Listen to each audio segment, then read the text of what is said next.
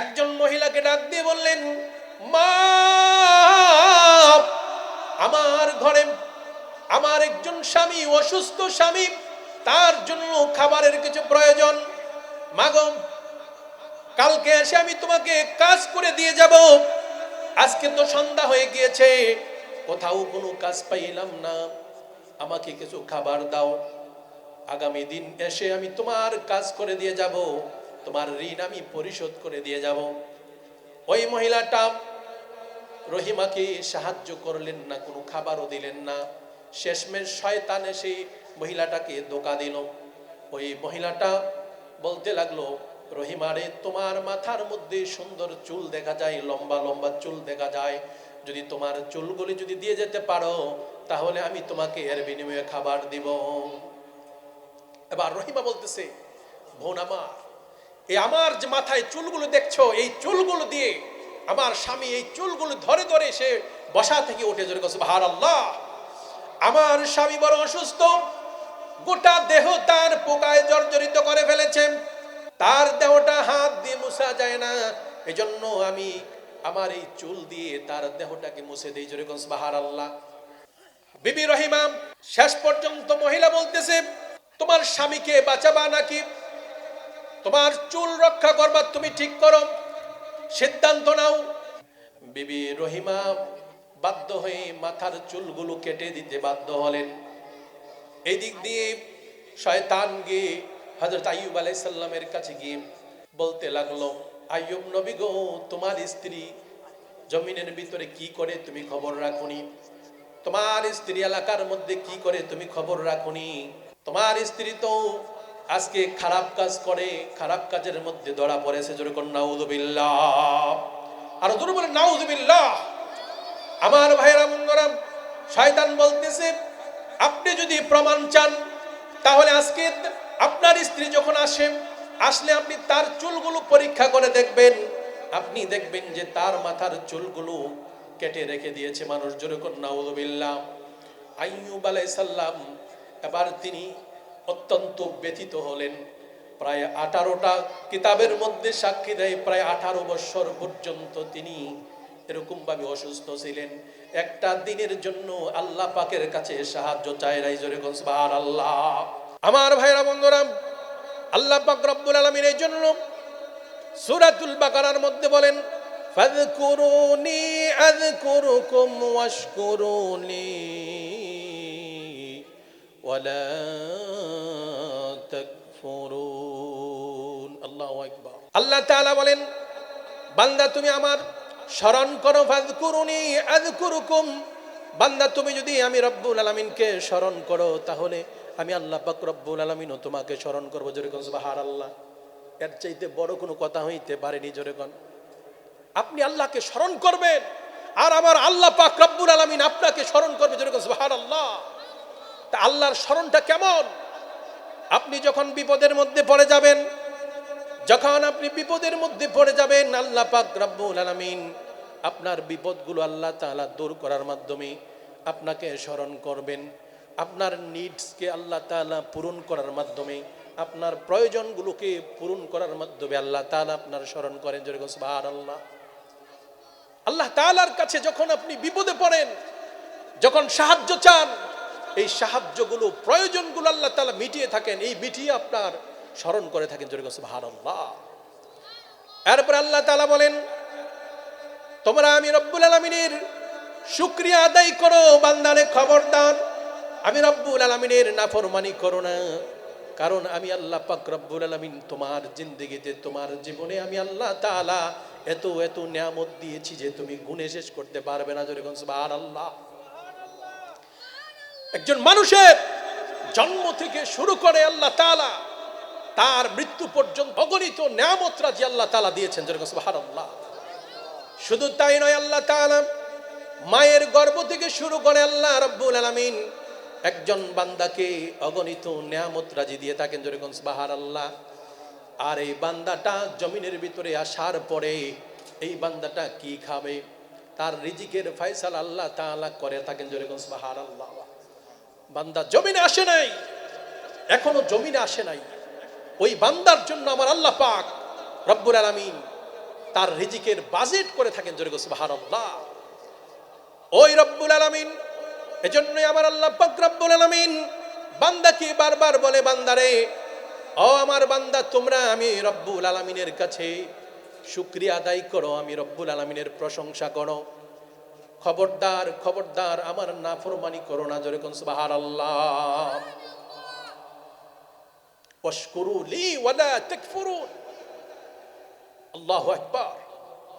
আমার ভাইয়েরা, বন্ধুরা, এরপরে আমার আল্লাহ পাক রব্বুল আলামিন বলেন, বান্দা, যখন তুমি বিপদ আপদের মধ্যে পড়ে যাবা, যখন তুমি বিপদ আপদের মধ্যে পড়ে যাবা, তখন আমি রব্বুল আলামিনের কাছে কেমন করে তুমি সাহায্য চাইবা। সাহায্য চাওয়ার উপায়, উপকরণ, সিস্টেমটাও আমার আল্লাহ পাক রব্বুল আলামিন এর পরের আয়াতের মধ্যে জানিয়ে দিয়েছেন। জোরে কোন সুবহানাল্লাহ। আল্লাহ পাক রব্বুল আলামিন বলেন, ইয়া আইয়ুহাল্লাযীনা আমানুস্তাঈনু বিস-সাবরি ওয়াস-সালাহ ইন্নাল্লাহা মা'আস-সাবিরিন। আল্লাহু আকবার। আমার আল্লাহ পাক রব্বুল আলামিন জানায়া দিলেন, বান্দা, যখন তুমি বিপদ আপদের মধ্যে পড়ে যাবা, যখন তোমার প্রয়োজন হবে সাহায্যের, তখন তুমি রব্বুল আলামিনের কাছে বিনয়ীভাবে, যখন তুমি সবরের সাথে নামাজের মাধ্যমে যখন সাহায্য প্রার্থনা করবে, আমি আল্লাহ পাক রব্বুল আলামিন সবের বান্দাদের সঙ্গে রয়েছি। জোরে কোন সুবহানাল্লাহ। আল্লাহ তাআলা আপনাকে আমাকে সিস্টেম শিখিয়ে দিয়েছেন যে কিভাবে আল্লাহ পাকের কাছে সাহায্য প্রার্থনা করব। বিপদে পড়ে গেলাম, তখন আমরা বেশি হায় হুতাশ করিয়া অনেক আল্লাহ পাকের নাফরমানি শুরু করে দেই। যখনই বিপদের মধ্যে পড়ে যাই, অধৈর্য হয়ে যাই। অধৈর্য হলে চলবে না। তখন আল্লাহ পাক রব্বুল আলামিন আমাদেরকে বলে দিয়েছেন, বান্দারে, যখন তোমার সাহায্যের প্রয়োজন হবে, যখন তুমি অসুস্থ হয়ে যাবা অথবা ঋণগ্রস্ত হয়ে যাবা, যখন তুমি অভাবগ্রস্ত হয়ে যাবা, তখন তুমি অধৈর্য হইও না। তুমি ধৈর্য সহকারে নামাজের মাধ্যমে যদি আমি রব্বুল আলামিনকে আমি রব্বুল আলামিনকে যদি স্মরণ করতে পারো, তাহলে আমি আল্লাহ পাক রব্বুল আলামিন তোমাকে সাহায্য করব। জোরে কোন সুবহানাল্লাহ।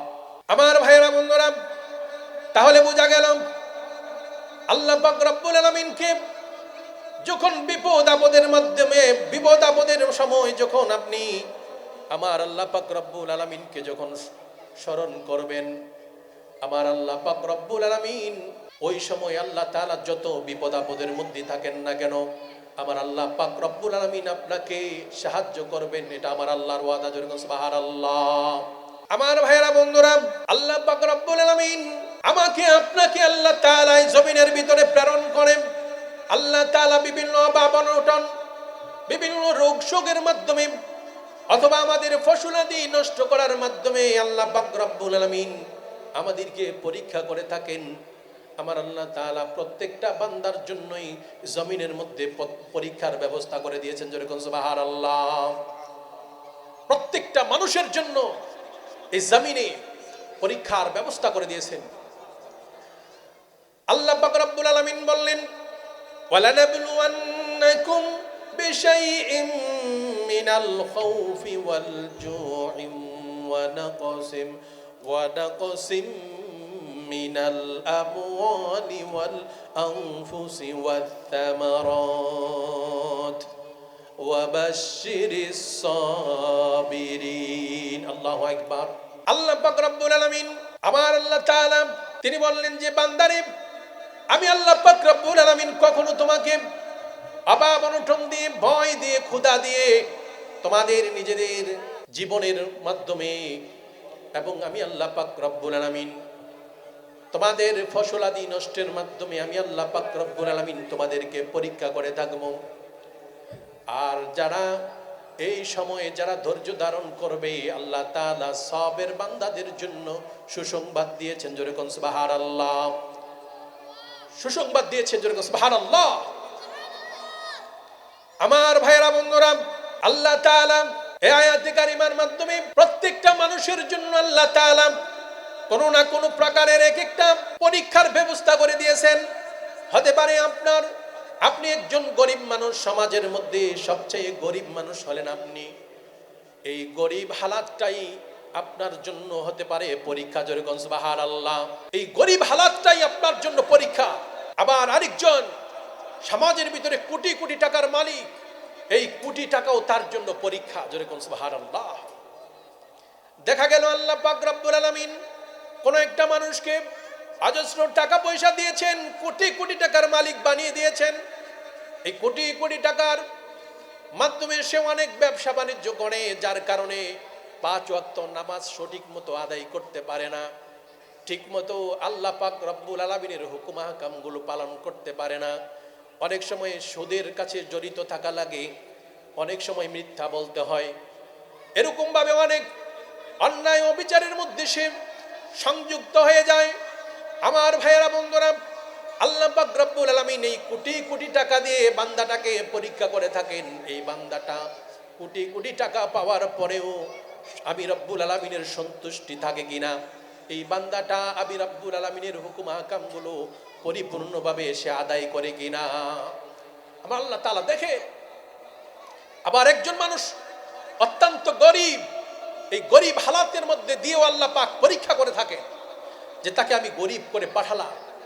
এই বান্দাটা আমি রব্বুল আলামিনের কতটুকু স্মরণ করে, আমি রব্বুল আলামিনের কতটুকু প্রশংসা করে, আমি রব্বুল আলামিনের কতটুকু শুকরিয়া আদায় করে, এটা আমার আল্লাহ পাক রব্বুল আলামিন পরীক্ষা করে থাকেন। যেরকম সুবহানাল্লাহ। আমার ভাইয়েরা বন্ধুরা, হযরত আইয়ুব আলাইহিস সালামকে আল্লাহ পাক রব্বুল আলামিন অজস্র ধন সম্পদ দিলেন। অজস্র ধন সম্পদ দেওয়ার পরে আমার আল্লাহ পাক রব্বুল আলামিন দেখতে চেয়েছেন এই বান্দাটাকে আমি আল্লাহ তাআলা যদি তার সমস্ত সম্পদ যদি ছিনিয়ে নেই, এই বান্দার সমস্ত সম্পদ যদি ছিনিয়ে নেই, তারপরে এই বান্দাটা আমার কেমন শুকরিয়া আদায় করে। আল্লাহ পাক রব্বুল আলামিন হযরতে আইয়ুব আলাইহিস সালামের কাছ থেকে একটা বিরাট পরীক্ষা নিলেন।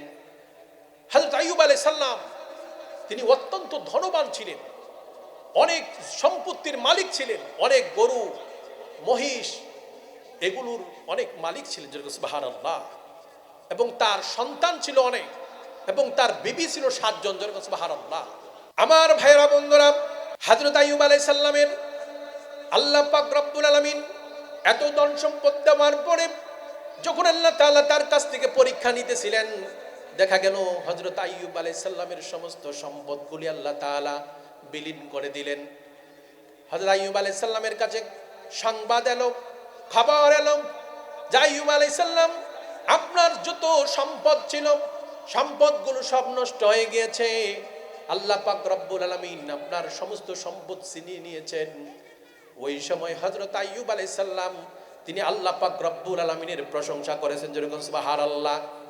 আইয়ুব আলাইহিস সালাম বলেন যে এগুলো আমার আল্লাহ, আল্লাহ পাক রব্বুল আলামিন তিনি নিয়ে গেছেন, আমার কোনো দুঃখ নাই। যেরকম সুবহানাল্লাহ।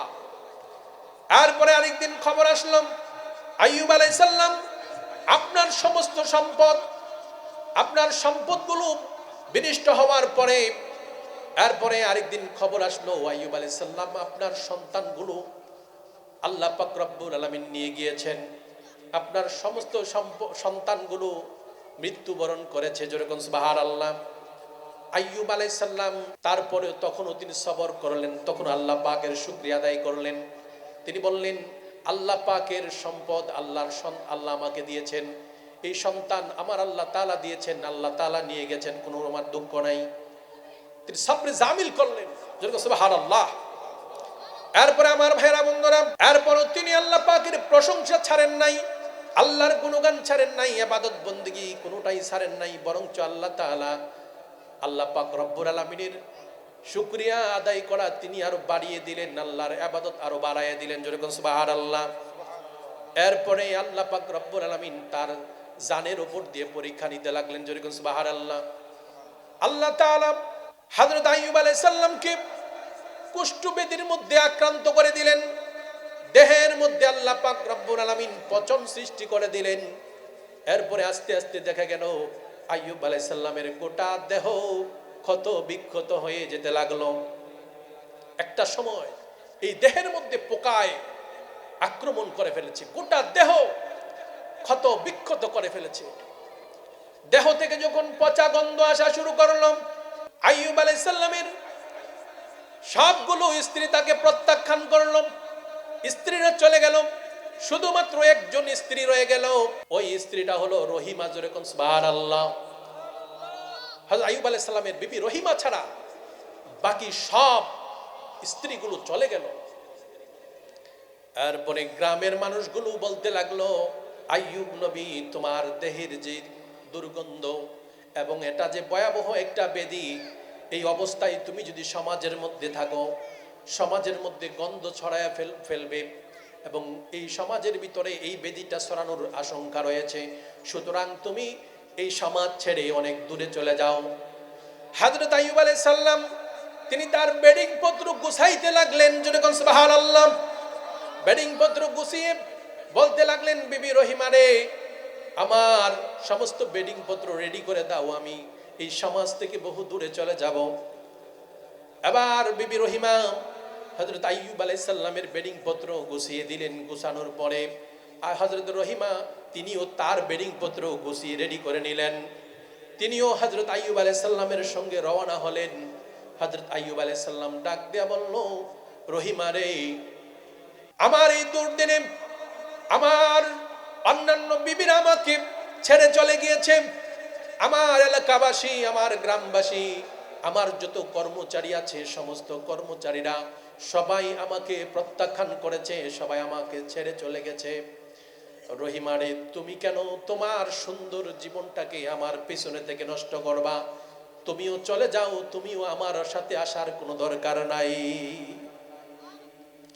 বিবি রহিমা জবাব দেয়, স্বামী হে, আমার জীবনটা আপনার সঙ্গে থেকে কাটিয়ে দিতে চাই। স্বামী হে, আমার এই জীবনটা সুস্থ অবস্থায় যখন আপনার সঙ্গে ছিলাম, এখন আপনার দুর্দিনে আপনাকে এই বিপদের মধ্যে ফেলে আমি রহিমা আপনাকে ছেড়ে চলে যেতে পারি না গো স্বামী। আপনার সঙ্গে থেকে বাকি জীবনটা আপনার সঙ্গেই কাটাতে চাই। জোরে কোন সুবহানাল্লাহ।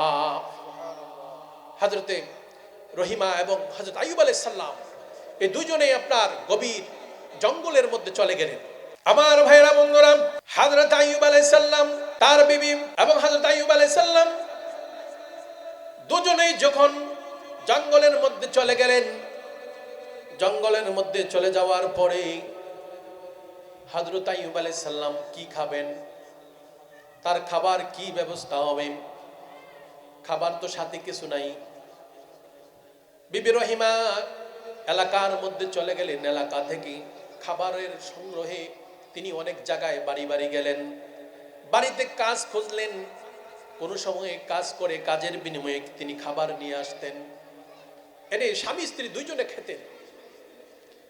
বিভিন্ন জায়গায় জায়গায় গিয়ে কাজ করতেন, কাজের বিনিময়ে মানুষ কিছু চাল দিত, কিছু খাবার দিত।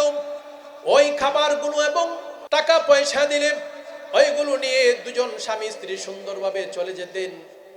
একদিন এমন একটা অবস্থা হয়ে গেল, হযরতে রহিমা এলাকার মধ্যে ঘুরতে লাগলেন। একটা কাজের ব্যবস্থা, কেউ একটা কাজ নিয়ে দেয়, এই কাজের বিনিময়ে বিবি রহিমা কিছু খাবারের ব্যবস্থা হয়ে যাবে, স্বামী খাবে, নিজে খাবে। সারাদিন ঘুরতে লাগলেন, কোথাও কোনো কাজ পাইলেন না। একজন মহিলাকে ডাক দিয়ে বললেন, মা, আমার ঘরে আমার একজন স্বামী, অসুস্থ স্বামী, তার জন্য খাবারের কিছু প্রয়োজন।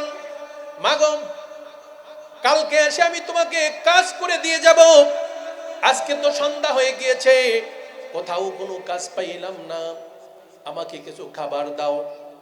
আগামী দিন এসে আমি তোমার কাজ করে দিয়ে যাব, তোমার ঋণ আমি পরিশোধ করে দিয়ে যাব। ওই মহিলাটা রহিমাকে সাহায্য করলেন না, কোনো খাবারও দিলেন না। শেষমেশ শয়তান এসে মহিলাটাকে ধোঁকা দিল। ওই মহিলাটা বলতে লাগলো, রহিমারে, তোমার মাথার মধ্যে সুন্দর চুল দেখা যায়, লম্বা লম্বা চুল দেখা যায়, যদি তোমার চুলগুলি যদি দিয়ে যেতে পারো তাহলে আমি তোমাকে এর বিনিময়ে খাবার দিব। এবার রহিমা বলতেছে, বোন আমার, এই আমার যে মাথায় চুলগুলো দেখছো, এই চুলগুলো দিয়ে আমার স্বামী এই চুলগুলো ধরে ধরে সে বসা থেকে উঠে জোরে সুবহানাল্লাহ।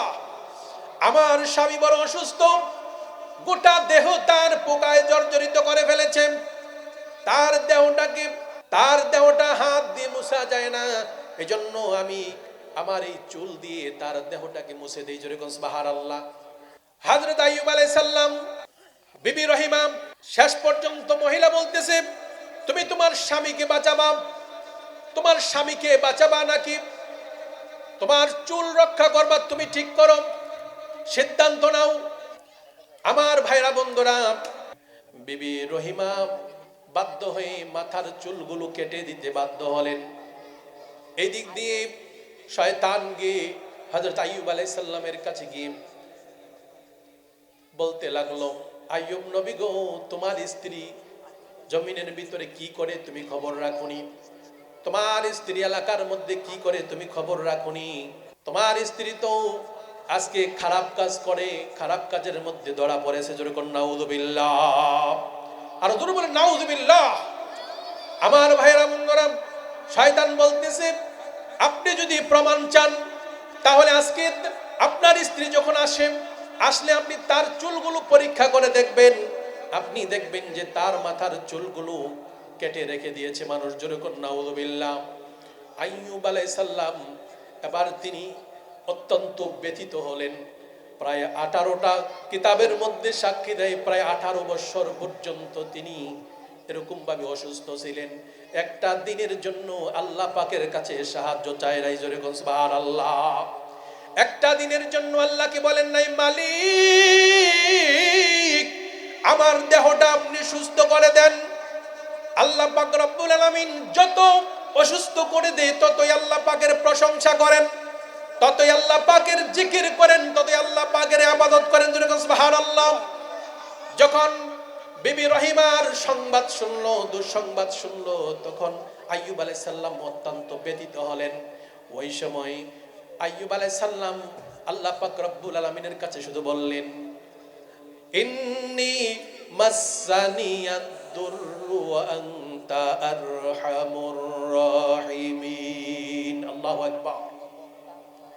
হযরত আইয়ুব আলাইহিস সালাম শুধু বললেন, আল্লাহ আমি অসুস্থ আর আপনি হচ্ছেন আরহামুর রাহিমিন, আপনি সবচেয়ে দয়াবান, জোরে বলেন সুবহানাল্লাহ।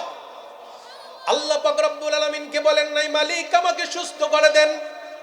আল্লাহ পাক রব্বুল আলামিনের প্রশংসা করলেন আর বললেন, মালিক আমি অসুস্থ, অসুস্থতার সংবাদটা জানালেন। আল্লাহ পাক রব্বুল আলামিন সাথে সাথে হযরত আইয়ুব আলাইহিস সালামকে তিনি সুস্থ করে দিলেন, জোরে বলেন সুবহানাল্লাহ। এরপরে আল্লাহ পাক রব্বুল আলামিন জানায়া দিলেন, তোমার স্ত্রী কোনো অসতী নয়, তাকে কোনো খারাপ কাজের মধ্যে ধরে নাই, তোমাকে শয়তান প্ররোচনা দিয়েছে, জোরে কোন নাউযুবিল্লাহ। আল্লাহু আকবার। আমার ভাইরা বন্ধুরা, এমনি করে মানুষ আল্লাহ পাক রব্বুল আলামিন প্রত্যেকটা মানুষকে পরীক্ষা করে থাকেন। যেমনই করে আল্লাহ তাআলা হযরত আইয়ুব আলাইহিস সালামের কাছ থেকে দীর্ঘ 18টা বছর তাকে অসুস্থর মধ্যে ফেলায় আল্লাহ তাআলা পরীক্ষা নিলেন। আল্লাহ পাকের পরীক্ষার মধ্যে আইয়ুব আলাইহিস সালাম পাস করেছে, জোরে কোন ঠিক কিনা। আল্লাহ তাআলা তাকে শুধু পাসই না, সাধারণ পাস না, অত্যন্ত মর্যাদাপূর্ণ পাস করেছেন, জোরে কোন সুবহানাল্লাহ। আমার ভাইরা বন্ধুরা, এমনি করে প্রত্যেকটা মানুষকে আল্লাহ তাআলা পরীক্ষা করে থাকেন। আপনার অসুস্থ অবস্থায়, আপনার সুস্থ অবস্থায়, সব অবস্থার মধ্যে আল্লাহ আপনাকে পরীক্ষা করে থাকেন, জোরে কোন সুবহানাল্লাহ। আলোচনার সূচনা লগ্নে জ্ঞান বিজ্ঞান দর্শন সাহিত্যের অমর রত্ন ভান্ডার কোরআনুল কারীমের একটি আয়াতে কারিমা তেলাওয়াত করেছিলাম। ওই আয়াতে কারিমার মধ্যে আল্লাহ পাক রব্বুল আলামিন গোটা পৃথিবীর যুব সমাজ বলেন, বৃদ্ধ মানুষ বলেন, সমস্ত মানুষকে আল্লাহ তাআলা, সমস্ত মুসলমানকে আল্লাহ তাআলা ঐক্য হওয়ার জন্য আহ্বান করেছেন, জোরে বলেন সুবহানাল্লাহ। ঐক্য হওয়ার জন্য আহ্বান করেছেন। অথচ আল্লাহ তাআলা তিনি বললেন যে, ও আমার মুসলমান ভাইয়েরা, আল্লাহ পাক রব্বুল আলামিন আমাদেরকে দলে দলে ডিভাইড হইতে নিষেধ করে দিয়েছেন। ওয়াতাসিমু বিহাবলিল্লাহি জামিআ ওয়ালা তাফাররাকু। আল্লাহ তাআলা বললেন, তোমরা আমি রব্বুল আলামিনের রজ্জুকে মজবুত করে আঁকড়ে ধরো, খবরদার তোমরা ডিভাইড হয়ে যেও না, আলাদা হয়ে যেও না। তাফসীর ইবনে মাসউদ বলেন, এখানে আল্লাহ পাক রব্বুল আলামিন রুজু বলতে, আল্লাহ পাকের রুজু বলতে এখানে আল্লাহ তাআলা কোরআনুল কারীমকে ইন্ডিকেট করেছেন। যেরকম সুবহানাল্লাহ, আল্লাহ পাকের কোরআনকে কেউ যদি আঁকড়ে ধরতে পারে, এই কোরআনুল কারীমটা যদি সকলে আঁকড়ে ধরে, তাহলে আল্লাহ পাক রব্বুল আলামিন এই আঁকড়ে ধরার কারণে আল্লাহ তাআলা তাকে জান্নাত পর্যন্ত পৌঁছে দিবেন। যেরকম সুবহানাল্লাহ।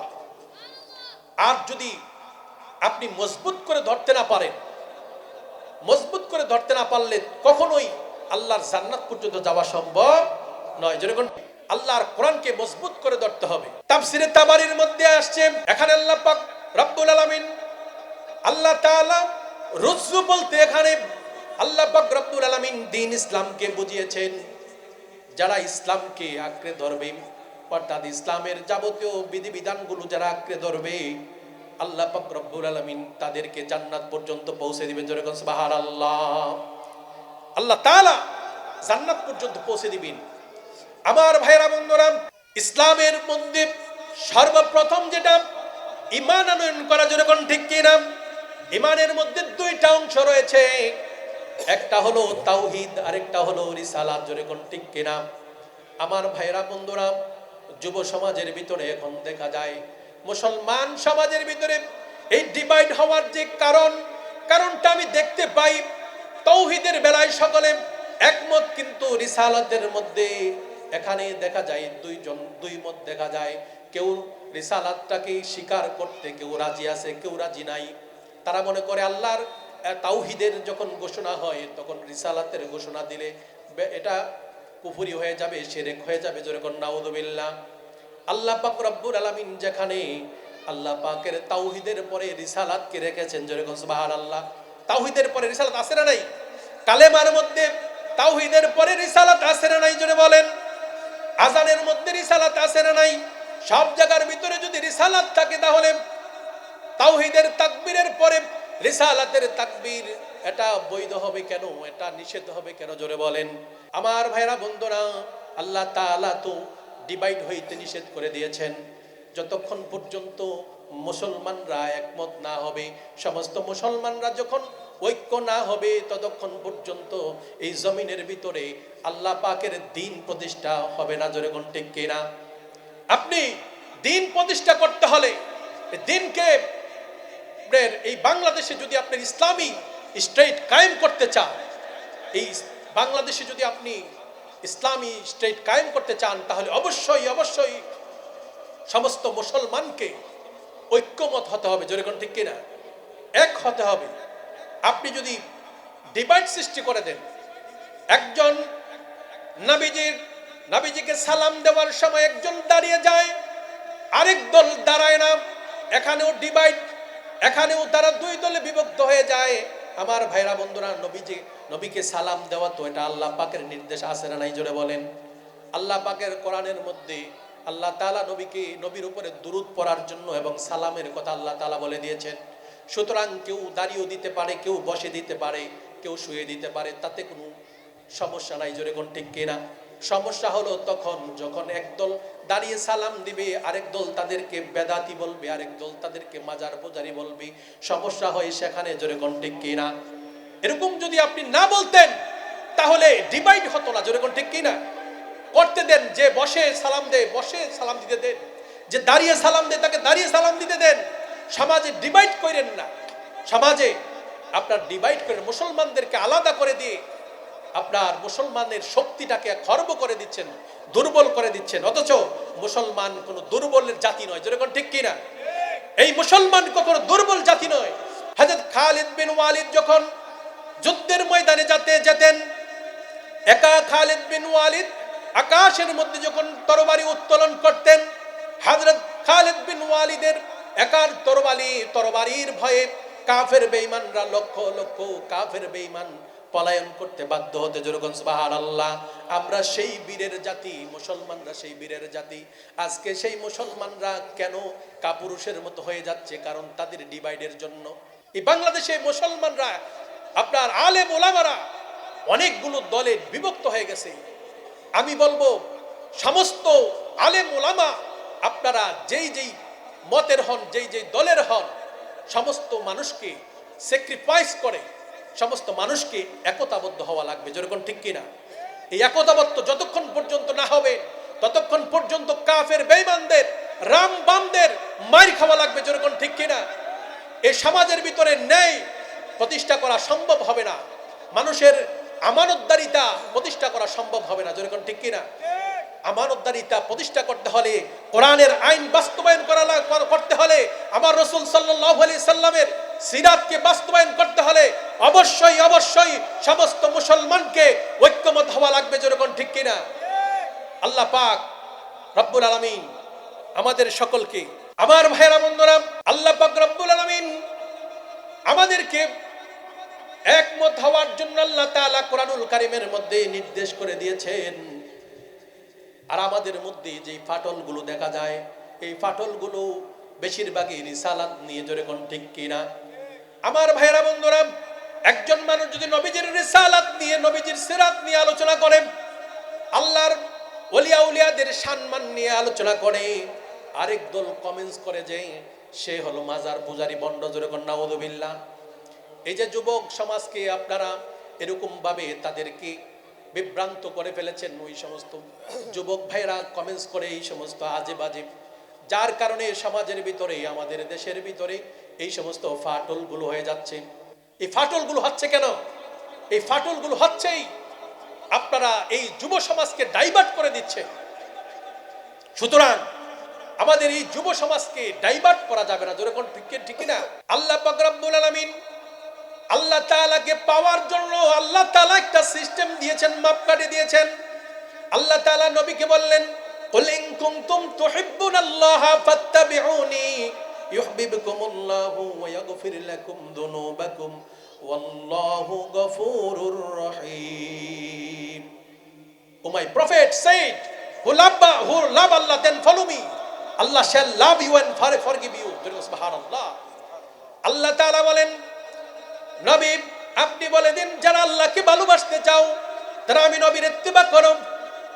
আমি নবীর ইত্তেবা যদি করো, তাহলে আল্লাহ পাক রব্বুল আলামিন তোমাদেরকে ভালোবাসবেন এবং তোমাদের পাপ রাশি আল্লাহ তাআলা ক্ষমা করে দিবেন। জোরে বলুন সুবহানাল্লাহ।